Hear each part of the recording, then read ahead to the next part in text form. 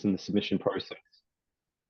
And then concluding with a Q&A at the end. Just a bit of housekeeping, if you keep all your mics on mute for the time being. We do have a Q&A section on Zoom, so if you could put your questions there, and at the end of the presentation, I'll be answering those questions. So to begin with, the background and motivations for VeriXiv. You may have already familiarized yourself with VeriXiv in our previous webinars in the series, but just to start off from here again. So from January 2025, all manuscripts funded by the Gates Foundation must be published as a preprint in a preprint server, which applies a sufficient level of scrutiny to submissions, and that is the Gates refreshed open access policy, which I've also linked to at the bottom of this slide.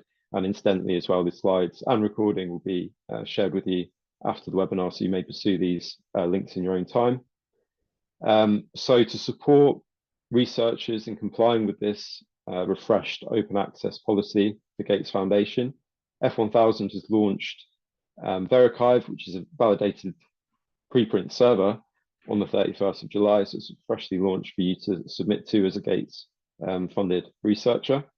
And unlike many preprint servers, VeriXiv conducts an extensive series of rigorous pre-publication checks to support greater research integrity. So this kind of falls into two groups, which is verified checks, and this is 20 or so different ethics and integrity checks, including originality concerns, image manipulation checks, and author verification and competing interests. So just to ensure that the preprint itself meets the highest kind of criteria for a publication independently, and also open research checks. So this is looking specifically for the kind of practices that we associate with open research specifically, such as transparency checks, fair data publication, and methods and support reproducibility as well. So each preprint will be labeled depending on the checks that is passed, so that the readers, when they see the preprint online, understand the levels at which the preprint has passed these checks and have become verified. So just to focus in on these checks in a bit more detail, they're broadly separated into 4 groups, and we indicate each one of these checks with these VeriXiv badges. The first one is authorship, so the right to publish on VeriXiv, ensuring that you are an eligible researcher in receipt of a Gates grant. Also that the authors have identified the contributions that they've made to the preprint as well, to ensure that everyone there is a legitimate contributor to the preprint, and also the nature of their contribution. And I'll show you how that looks in the submission process in a little while, as well as their validity as an author and their association with an academic institution or research institution. Publishing ethics, so public harm assessment if it's required, ethical oversights, identifying information and consent requirements, as well as any clinical trial IDs. So we check all of this as part of our pre-publication checks. Research integrity, so we use AI tools to check for any potential image manipulation. We check for the use of inclusive language, similarity checks with other potentially published papers, competing interests as well between authors and reviewers, permissions as well, so permissions to publish that research, and also that generative AI such as ChatGPT hasn't been used in order to generate the manuscript. Lastly is the open research checks again. So this kind of sits independently of the other checks, because hypothetically you could pass the first 3 checks, and then your preprint is then judged on the open research practices, including the reporting guidelines, whether the manuscript can be reproduced through the publication of open data which underlies that preprint, and any software and code associated with that preprint as well. So zooming out a little bit more, this is how the VeriXiv workflow looks. And if you're familiar with Gates Open Research in its current format on the platform, this is very similar. When we receive your preprint, it's received via a single page web form, the details of which I'll go through in more detail. And once you've gone through all of those, all of the inputting of metadata and submitting your manuscript, as well as the details relating to your data, and you've hit that submit button, it's then received by our editorial team, and that's when we perform those editorial checks and open research checks that I just detailed in the previous page. So we hope that we can perform these checks in a matter of days rather than weeks. We aim for between 3 to 6 days. And if there's any queries that we need to raise, we do that directly with the authors of the preprint. And once those queries have been answered to a satisfactory manner, that's when the preprint goes online on VeriXiv. So it's then fully typeset. There's an XML version which is fully tagged up as well. It has its own DOI, so it can be cited immediately.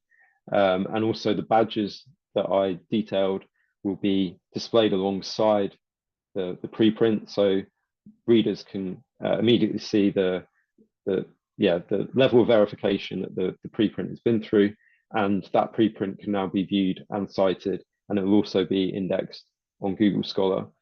You can then choose to continue into the peer review process through Gates Open Research, where we will select expert reviewers and invite them, and the review process happens concurrently with the paper or the preprint being online, and authors, as an author, you can then revise that preprint depending on the comments and the recommendations of the reviewers and their verdicts. All versions of the preprint will then be independently citable as well on our platform. And then if you then go a step further, it will be published on Gates Open Research, and it will be indexed in all of the current venues in which Gates Open Research is indexed, including Scopus, for example, and PubMed. So moving on into the submission checklist, before you submit, or before you even go to the submission page, ideally, it's important that you go through a checklist to ensure that the work that you're contributing to the platform is original. So this means that it can't have been published in or submitted to a peer-reviewed journal, but we can accept preprints that have previously been posted on other preprint servers, and this may include arXiv, for example, bioRxiv, medRxiv, because these are not peer-reviewed. So it's crucial that the peer review process is not duplicated, and we're not duplicating peer-reviewed publications. At least one of the authors must be an eligible Gates-funded qualified researcher and has made key contributions to this preprint. And the reported study must meet all applicable research and publication standards, which are listed online. And again, I've on this call out box, I've included the links in which you can pursue online, including our own policies. All methodological details and relevant data are made available to allow others to replicate the study, and that the preprint adheres to appropriate reporting guidelines and community standards. It must include full author and affiliation information and a conflict of interest statement as well. So all of that is made transparent. And we also use or support the use of ORCID wherever possible. ORCID is as you may already be aware, is a way of identifying your unique profile as an academic author.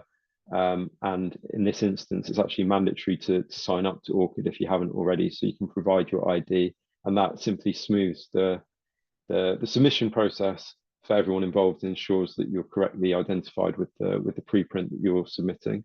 And again, should you wish to look at ORCID, the link is included there as well. So once you've gone through that submission checklist, you can then navigate to VeriXiv, verixiv.com, where you'll see a big red submit your preprint button.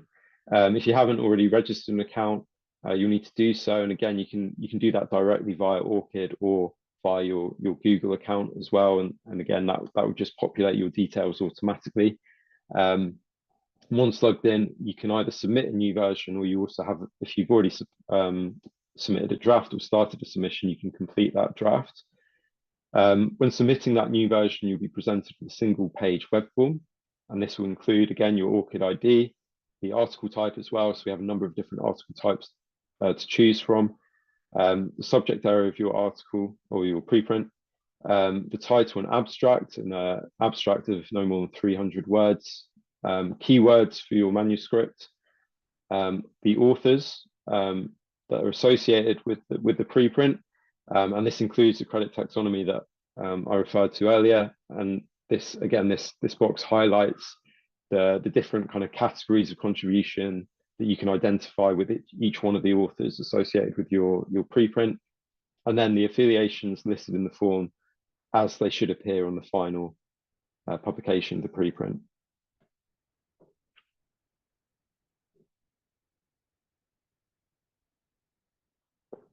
You must also provide a Gates Foundation funding ID. So this is how we confirm your eligibility for the Gates Gateway in particular. And that must be either an investment number or an OPP ID. Any other funding as well, which is associated with your preprint, must be identified as well. And we do have a pre-populated list, which you can choose from. So ideally, you can choose from this. However, if you can't find your funder on that pre-populated list for whatever reason, then you can freely type that in, but please be aware that that's exactly how the funder will appear on your published preprint.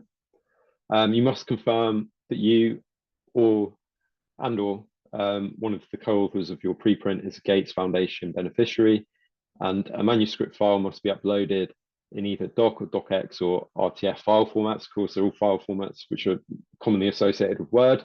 And you may also upload supporting figure and covering letter files here as well. Also, here is a section on data preparation. So we kind of considered data in two categories. One is underlying data, and all preprints must report any data or any raw underlying data that must be accessed by peer reviewers in order for them to successfully provide a verdict on your preprint, and provide data when it is safe and ethically permissible to do so. Of course, there are exceptions to this rule, and generally speaking, in open research, we do have this phrase of all data must be as open as possible and as closed as necessary, and this rule also applies here.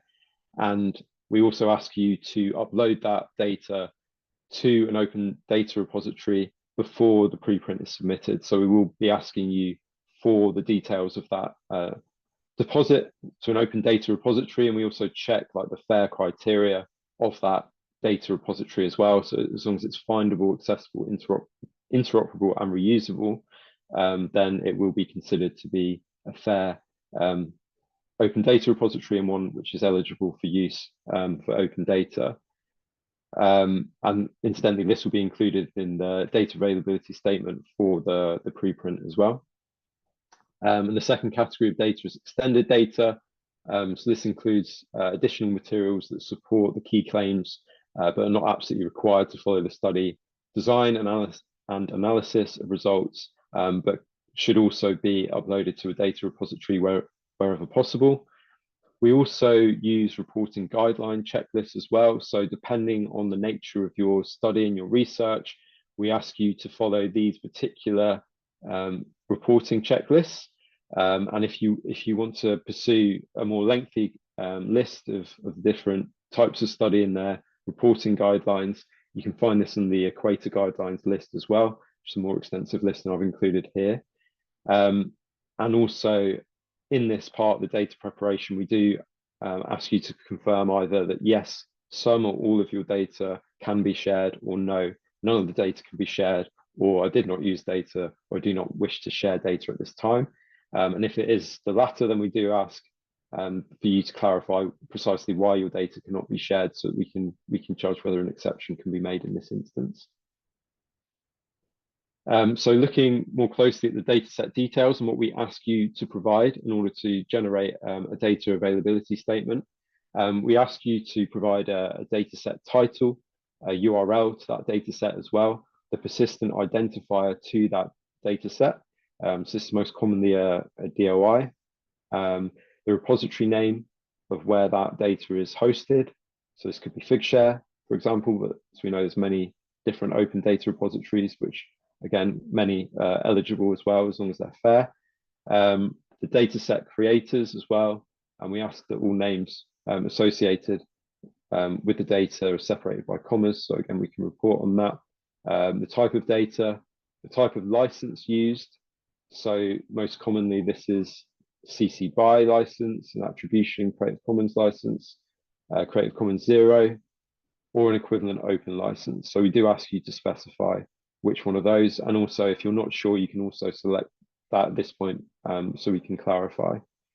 And also if you provided data which involves human participants, then you will be asked to confirm that they have been de-identified with the safe harbor method, which again is commonly known, but it's been hyperlinked here as well for you to pursue.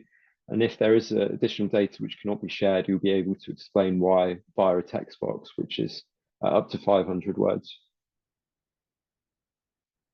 Any additional information as well can be clarified. So you'll be asked to disclose any competing interests, and these can include non-financial and financial interests that may lead a reviewer, for example, to question whether your interpretation of that data or presentation of that data or research may have been influenced by your personal financial relationship with other people or organizations. So again, this is just for the sake of transparency, and this will be also included in the summary of the article. And if there are no competing interests, then this will also be declared on the article itself. So yeah, if you do have competing interests, then for every submission to VeriXiv, you must declare these competing interests in the text box provided on the submission page. And as I say, will be disclosed. If there are no interests, I've kind of just covered this. That statement will read on the paper itself, no relevant competing interests disclosed. And if you're unsure whether or you have any doubts as to whether you have any competing interests or not, then please feel free to get in touch with us so we may advise you as to whether you need to declare any competing interests or not.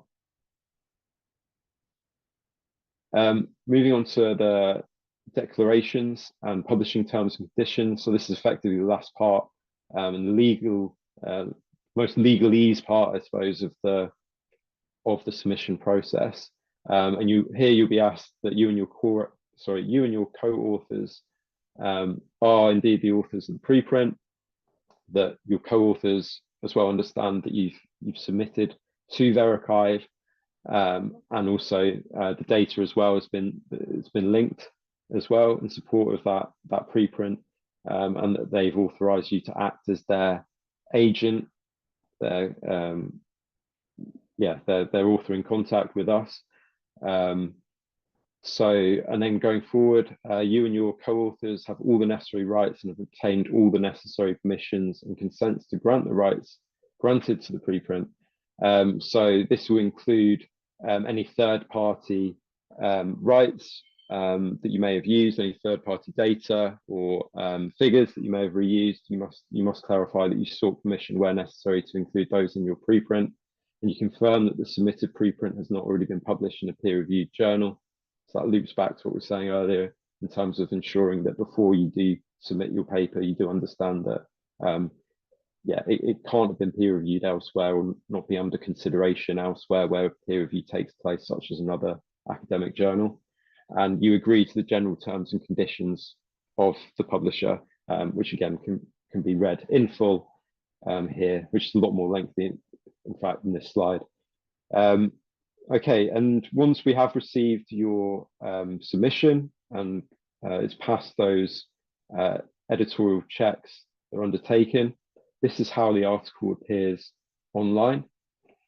So again, this is quite similar to other F1000 open research platforms, including Gates Open Research. On the left, you can see the article itself, which includes the abstract and the article information that follows, including competing interests, grant information, copyright, which is most commonly CC BY, as well as any when the article is published on its DOI. You can see as well what's quite distinct here. I mean, obviously we've just got placeholders at the moment, but the article title would appear here at the top line. Its review status would also appear there as well. So in this instance, if it has been continued into peer review, it would include the version and the verdicts which have been received as part of the review process. And the top line as well, we've also pulled out key article metrics, including views, downloads, and citations, as well as these quick links as well, should you wish to cite the article immediately, download it, or export the XML, or share it socially. And then we include other kind of pullouts as well, including for figures, so you can download the image of the figure as well as its underlying metadata. We also include a comment section as well, so people, not necessarily just reviewers, can log in and submit their comments on the article and the preprint, and this is moderated as well, by the way. And we can see as well cumulative views over time. So you can see how many times the article has been viewed since its publication over the upcoming or over the previous months since publication. And then below that we have sessions per country heat map. So depending on where in the world is darkest, that demonstrates how many times it's been read there. So the darker the area, the more that it's been read in that particular region of the world. So for reporting purposes, it's very useful to show these article level metrics and to demonstrate the impact of your preprint in the first instance. So yeah, that concludes the submission process and an overview of the system itself and how a preprint looks on VeriXiv. And you can navigate immediately to VeriXiv. We'd be very happy to receive your submissions, and incidentally, we have started receiving submissions already since its launch. If you would like to pursue publishing your preprint at this stage, we would hope to publish that as early as the end of this month, and it'll be part of the first group of preprints that we'll be promoting through VeriXiv and through F1000. So we do hope that we'll be receiving your preprint soon. But yeah, if you have any questions, I'll be very happy to start answering them now. What I am going to do is, I think I'll keep my slide up for the time being and open the chat.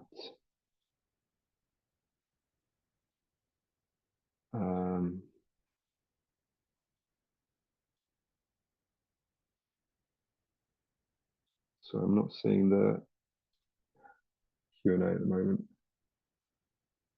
There we go.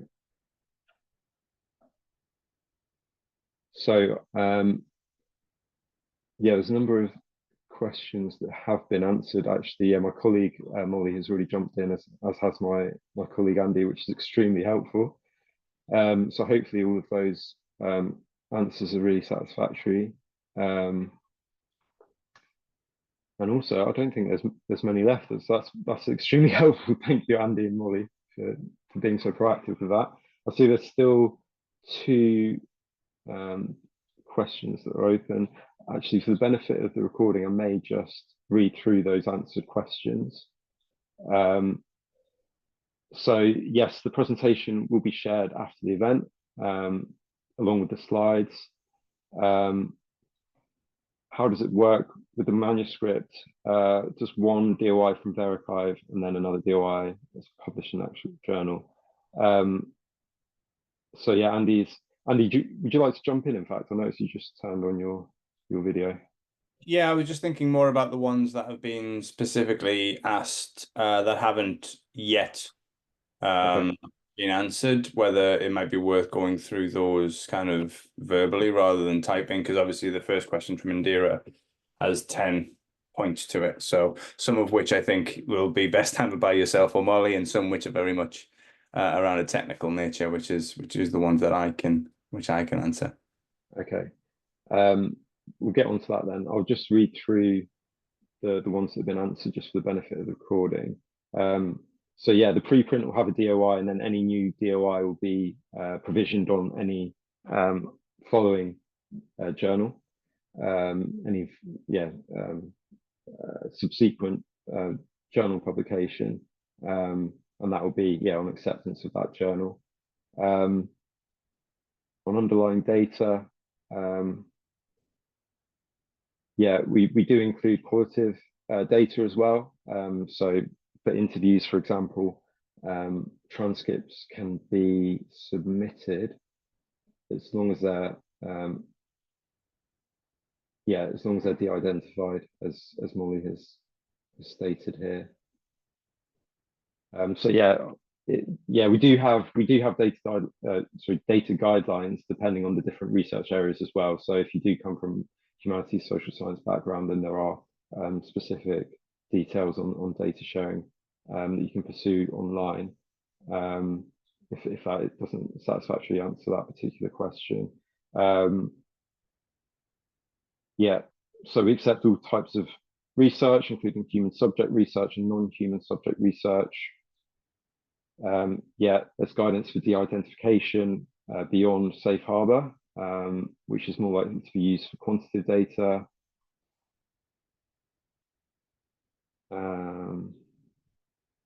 Molly, I don't know if you want to come online and specify a little bit more about that. Yeah.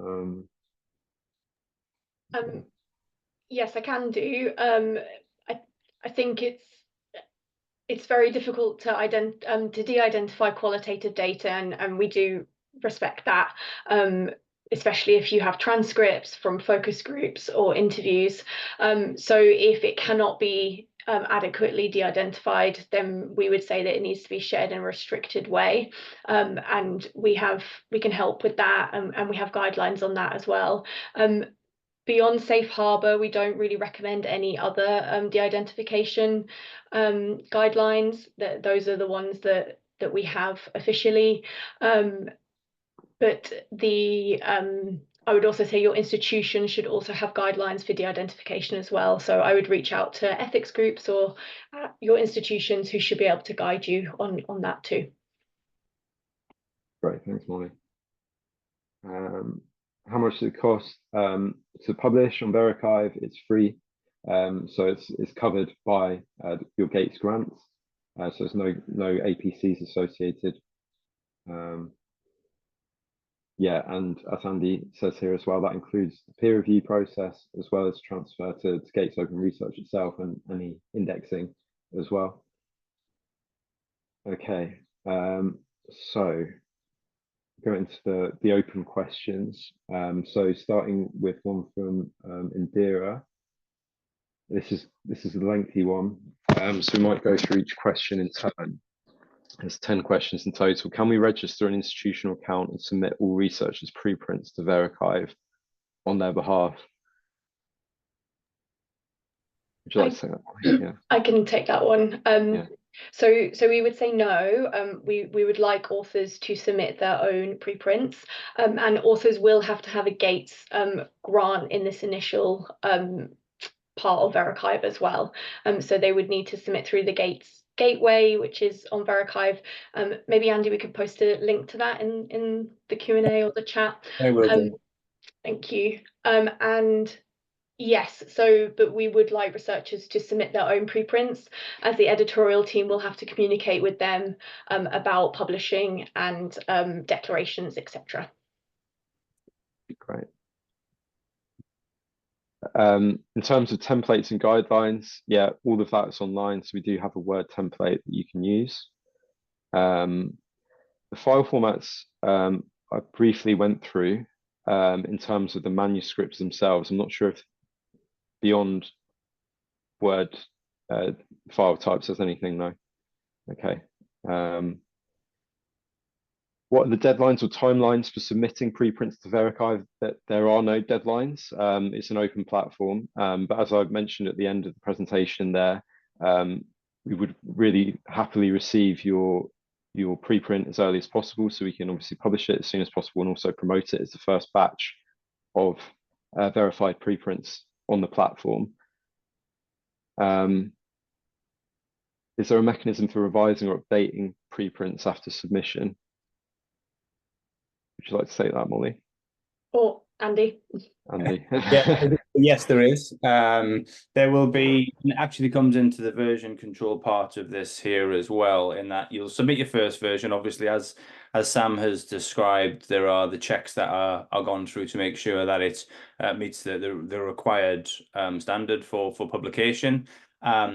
So if at any point during that process or prior to it reaching that process, you want to update your submission, we have a version update submission process whereby you can literally submit version 2, version 3, etc. of the same preprint, and they will all be able to be handled in the same time. Similarly, if there are any comments or questions from the editorial team around things to do with the submission, the way that we would deal with that in terms of getting those things updated and added to would again be through this version control, this version submission process. And for doing that, it's part of the same process. It's a subtly different submission form, but basically it's very similar, very short, where you would also then upload the adapted versions of that. And similarly, once a preprint has been published on VeriXiv, you are able to submit updated versions as things come to light over time. And I guess the next part of that around how does it handle version control, we literally have our DOI strings and our versions for the articles and preprints that we publish have the same prefix, the same basic number, and then we add a .1, .2 at the end, which handles the version. And the way that they are viewed on the article or preprint page is that they are effectively linked together. So if you go to any one of the articles or preprints on any of our sites, this is not just on VeriXiv, this works on Gates Open Research at the moment as well, you will be able to see the latest version of that, but also see the history and see all of the previous versions that went before it. So they are kind of all tied together in one batch of preprints, whereby any reader can see how that works, but it also keeps those nice and distinct as part of the publishing and dissemination process. Hopefully these are answering the questions that are up there. So what licensing options are available? There are a number, mostly for data, etc. It's CC0. That is used for the Creative Commons, and all of most of the licensing options that we offer are Creative Commons, and the most predominant one that we use for the preprints themselves will be CC BY. So again, it's all Creative Commons, fully open access there as part of that. Reporting requirements for grantees after submitting their preprints to VeriXiv. Is that reporting requirements to the Gates Foundation, or is that more? Yeah, okay, Molly, I don't know if you want to take that one, because I'm not actually entirely sure, but it's something that we can find out. So maybe, Sam, we just need to note that down and talk to Gates about it. I think one of the things we're trying to do as part of this, and obviously there are multiple places where preprints can be submitted. This is not the only route. Obviously, we want as many great Gates Foundation grantees to come via VeriXiv, and hopefully we give you it's a good option to do that. The team, the policy team at the foundation will be able to. We will report to them number of submissions, and by behest of the fact that every single submission requires a valid foundation grant ID, they will know that it is part of an active grant. They will be able to see which grants there are, because that is stored in the metadata against the submission. So a lot of that will be done by the system and our reporting directly to the Gates Foundation anyway, but I'm not sure from the new policy and what your requirements are on grants about how much external or personal reporting is needing to be done at that point. And the final two questions, so APIs or tools available to facilitate batch uploading or integration with other repositories. Not as yet. The way that we have built this so far is very much one-to-one direct submission by authors or submitters. We do have a roadmap of, or kind of potential roadmap of developments for the platform as we move forward, and that is one of the things we have discussed. We haven't yet got to that. Similarly, can the VeriXiv preprints be linked to other repositories, journals, or databases? At the moment, we have one direct pipeline through to Gates Open Research.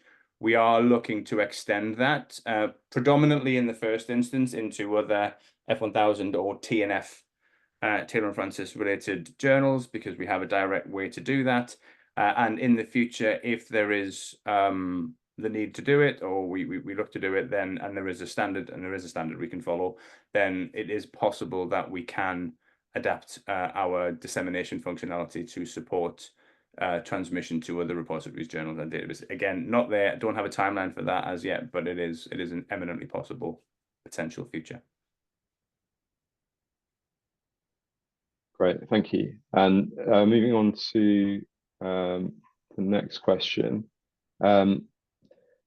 So the reason behind VeriXiv is the person's asking, is it supposed to replace other journals or serve as a place for a final peer-reviewed article, or is it generally expected to publish here as a preprint and then go on to be peer-reviewed elsewhere? So yeah, it's the latter effectively. So when you publish your preprint on VeriXiv, you then have the option to then take that preprint elsewhere or to continue to Gates Open Research. But yeah, you can also leave it so the preprint doesn't in fact continue to peer review. It will stay there as a verified preprint. Yeah. Can we submit a paper that's been submitted to another journal? No, you can't. So unfortunately, that would count as a duplicate publication. And you know, for the benefit of your own academic record, it makes sense that you avoid that, because you don't want to muddy the waters of your publication record, and nor do we want to duplicate published research. How are current journals reacting to this? We suppose we'll find out. I mean, the idea is that, you know, we can work with publishers. You know, these preprints are ported out so that journals can receive a fully typeset XML version of the preprint, so they can just ingest it in their own system. So hopefully it can be as consistent as possible with their own workflows. Andy, I don't know if you've got a comment about that as well. Sorry, yeah, the current, no, absolutely. I mean, we can, you know, we at the minute have, like I said, a direct route into Gates Open Research alone, and the kind of first extra journals that we add to an automated pipeline through will really be the ones that sit within F1000 and TNF. But of course, once that process has happened, and you do have the choice to submit elsewhere. Now that at the moment can be done manually by, you know, taking the assets of the preprint that you've had submitted and also had checked, and the verification checks, etc., that we do, plus Open Research. If you go to that point, and you'll be able to download the Word file, which has been updated to the latest version, the RTF files, if they're there. You can also get the XML and the PDF from the article pages, and then take them to another journal. All we would ask is that that part doesn't happen prior to submission on VeriXiv, because that would count as a duplicate publication, but it wouldn't do if you submit to VeriXiv first and declare that that is the first one that has been submitted. And then once that has gone through that process, you are free to, like Sam said, either leave it as a verified preprint on the VeriXiv platform, submit it to Gates Open Research in the first instance, or, you know, as we add more journals there, or take it elsewhere and get it peer reviewed by a journal via another publisher.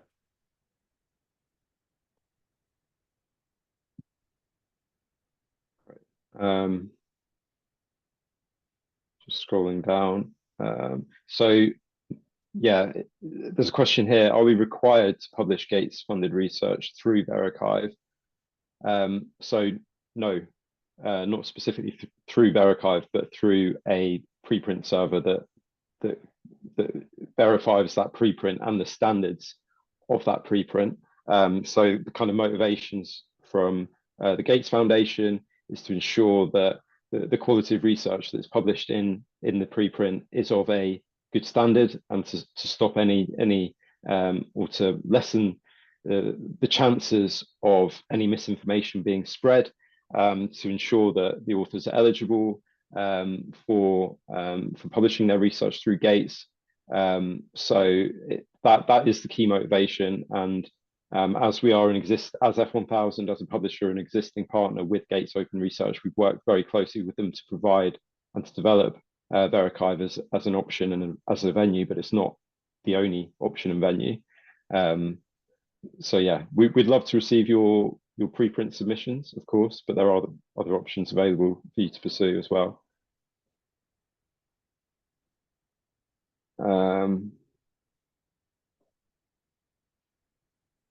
Okay, there's a question about time frame after the grant ends. To be honest, I'm not sure where we stand with that on Gates specifically. But I can clarify that in the follow-up. Yeah, I was going to say, I believe the grant still needs to be active, because what we do to verify the grant number is we actually call an API at the Gates Foundation, and that then provides, you know, the requisite name, etc., and the fact that it is a valid grant. So yes, I believe the grant still needs to be active. It would be worth clarifying that, Sam, just to make sure I'm not giving incorrect information, but that's how we do that check. Okay. And this last question as well, Andy, I noticed that you're typing an answer at the moment. So would you like to catch that one? Yeah. So the questions that surely other journals will count the preprint as a duplicate publication. Please confirm that won't happen. It won't happen. I mean, preprints, you know, the concept of preprinting, as I'm sure it's widely known, that this happens quite regularly, certainly in certain academic fields. And, you know, it is possible to have a preprint in numerous locations. For example, you could have one on bioRxiv, you could have one on another requisite archive, etc. And all of those will count as preprints, but they will not be seen as duplicates to the version which is submitted to a peer-reviewed journal. The only way that will happen through VeriXiv is if you decide to take it on to peer review with us for submission to a journal, and it passes and then is published in said journal, then you wouldn't be able to submit it to another journal because that article has then been peer reviewed and published. If you didn't do that, you left it as a preprint on VeriXiv and then took it elsewhere, that would not be viewed as a duplicate publication because it is distinctly a preprint and not a submission to a peer reviewed journal.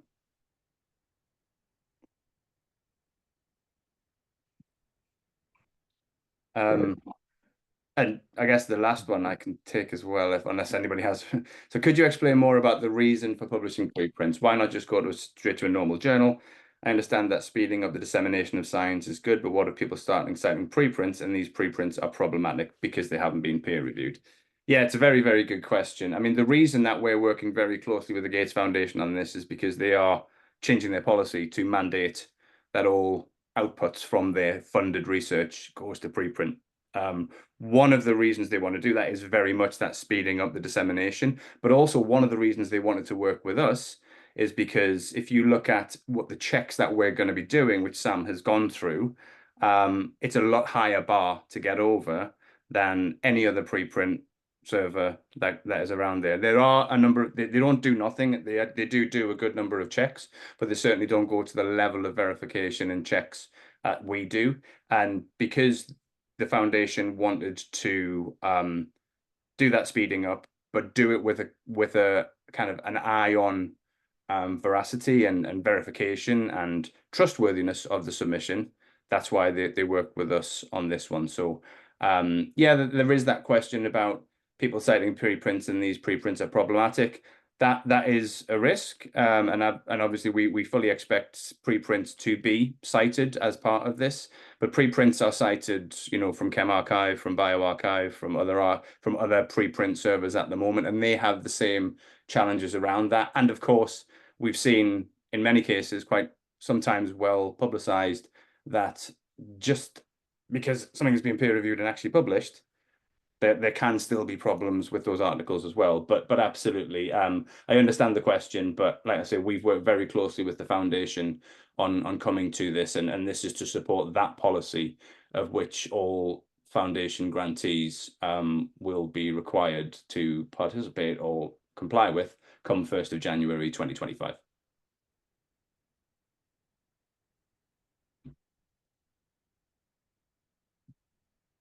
Great. I think that's all for the questions so far. Would be a bit early finishing, so I'm happy to leave it for a few minutes in case there are any last minute questions. But otherwise, yeah, thank you all so much for attending the webinar and for your questions. It really helps us to clarify VeriXiv and the processes involved with it, as well as the reasons why we've partnered with Gates to offer this platform.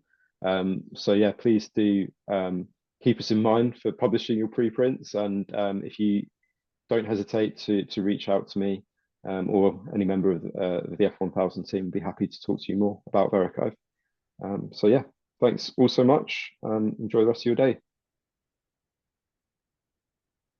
Bye bye. Thank you.